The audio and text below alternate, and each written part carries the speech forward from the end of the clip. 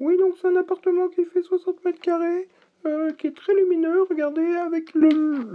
Salut, c'est Jean-Christophe. Alors, je vous fais cette vidéo, je voulais partager avec vous le repas que j'ai eu hier avec d'autres investisseurs, c'était hyper enrichissant, parce que je vous invite, moi, à faire ce genre de partage, d'échange avec d'autres passionnés comme vous, et certains experts. Il y avait Michael Ferrari qui était là, il y avait un banquier, il y avait un comptable, il y avait un de mes clients d'ailleurs qui m'a fait un retour sur la façon dont les artisans ont perçu mes dessins au rendement. C'est pas toujours simple. Il y avait des jeunes investisseurs qui avaient plus de biens que moi, des immeubles de rapport dans une grande ville, c'était assez impressionnant. Et donc c'était très enrichissant. Alors pourquoi je vous fais cette vidéo? Parce que j'ai constaté qu'on avait du mal à se remettre en question lorsqu'on avait des résultats qui nous paraissaient satisfaisants. Mais qu'est-ce qu'un résultat satisfaisant? Et est-ce que c'est pas perfectible? C'est pas parce qu'on a réussi notre première opération que la deuxième peut pas être encore mieux. Et donc je voyais bien, j'ai vu des photos des logements qu'ont fait les investisseurs qui étaient très contents, qui avaient des rendements de 5-6%, ce qui n'est pas beaucoup parce que ça veut dire qu'ils sont obligés de mettre de l'argent au bout, avec des logements qui étaient, ma foi, propres, qui faisaient plutôt envie. Mais moi j'ai trouvé qu'il manquait quelque chose, forcément.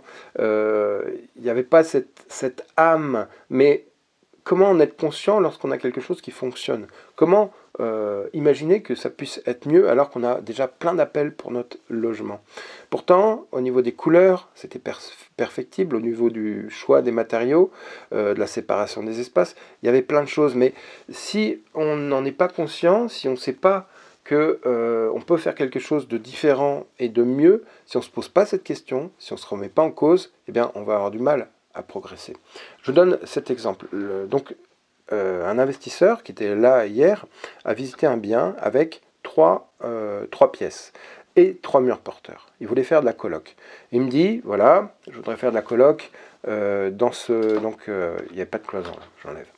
Je voudrais faire de la coloc dans cet appartement qui fait une soixantaine de mètres carrés, je crois. Ici, il y a cuisine, salle de bain. Ici, il y a la pièce à vivre. Et là, il y a une chambre. Et moi, je voudrais faire trois chambres. Alors, je dis d'accord, trois chambres, mais le problème, c'est que tu as que trois fenêtres. Elle me dit, oui, c'est pas grave, je vais faire la cuisine de ce côté-là. On va couper cette chambre-là qui est assez grande. Et on va l'éclairer. On va mettre des pavés de verre, ce qui n'est pas l'idéal en termes d'isolation phonique, mais bref, si on met des pavés de verre, pour faire un petit bout d'éclairage naturel, déjà ça va être une pièce un peu glauque, donc ça fonctionne pas bien, ça fait un truc bancal, mais quelle autre solution trouver? Alors, faire deux chambres, c'est dommage. Et donc, le fait d'échanger avec d'autres personnes, le fait de voir des pros, ça permet de trouver des solutions. Alors, je vous laisse réfléchir 5 minutes à une solution que vous pourriez trouver si vous étiez dans cette configuration. Donc imaginez, le point d'eau est ici, on a des fenêtres là, et on a trois chambres. On voudrait faire trois chambres avec ces murs porteurs. Alors on a cherché plusieurs solutions, et je pense que la meilleure solution qu'on ait pu trouver, c'est de faire évoluer notre projet. Notre idée, il ne faut pas qu'elle soit figée. On veut faire trois chambres, on veut faire des colocs, on veut faire une salle d'eau, ok. Mais c'est évolutif, et suivant le logement qu'on a, si le logement, on l'achète à un bon prix, s'il a un emplacement qui nous satisfait, il faut faire des concessions. Et là, la concession, ça peut être aussi, à chaque fois, moi j'essaye de transformer un défaut en avantage. Le défaut, c'est qu'on ne peut pas faire un séjour plus trois chambres avec des fenêtres et une cuisine, puisqu'on n'a que trois fenêtres. Donc, qu'est-ce que j'ai suggéré?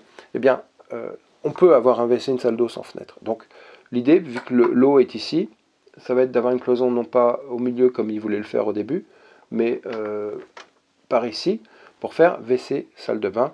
Donc, on rentre, à droite, on a WC, salle de bain pour tout le monde. Ici, ça nous laisse une chambre.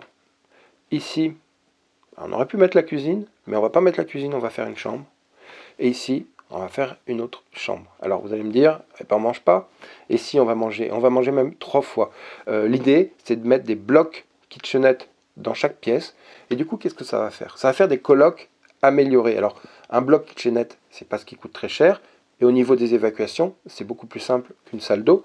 Pourquoi? Parce que l'évacuation d'un évier sort en hauteur, et donc on peut très bien avoir une pente qui longe le bas des fenêtres pour aller à la salle de bain existante, ou au pire avoir une estrade sur le logement du milieu. C'est beaucoup plus facile qu'un WC où il faut la pente et il faut qu'on soit à ras le sol. Donc 3 kitchenettes, ça veut dire quoi? Ça veut dire qu'on va avoir des colocs un petit peu de luxe.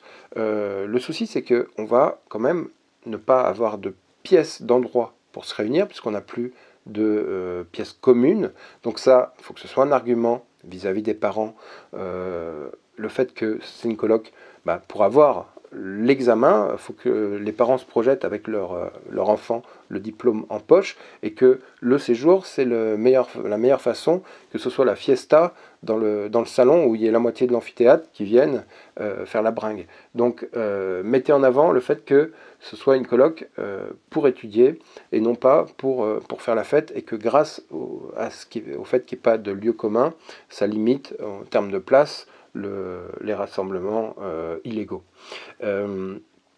Donc le fait d'avoir une petite kitchenette, ça coûte pas très cher.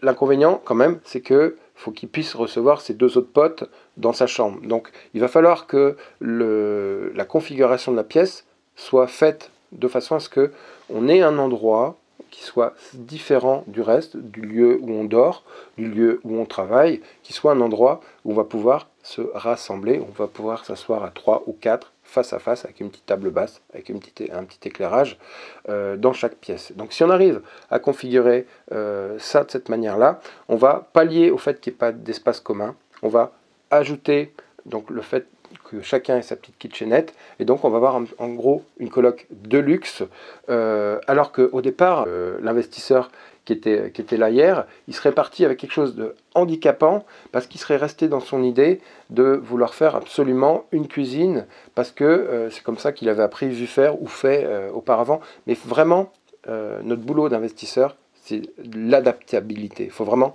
pouvoir s'adapter à un lieu, à une demande et à un logement.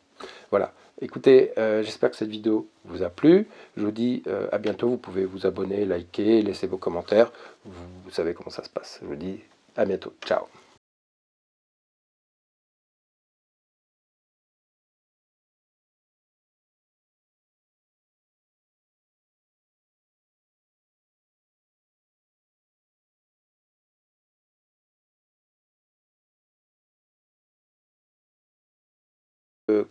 Toujours faire ce qu'on sait faire, putain, n'importe quoi.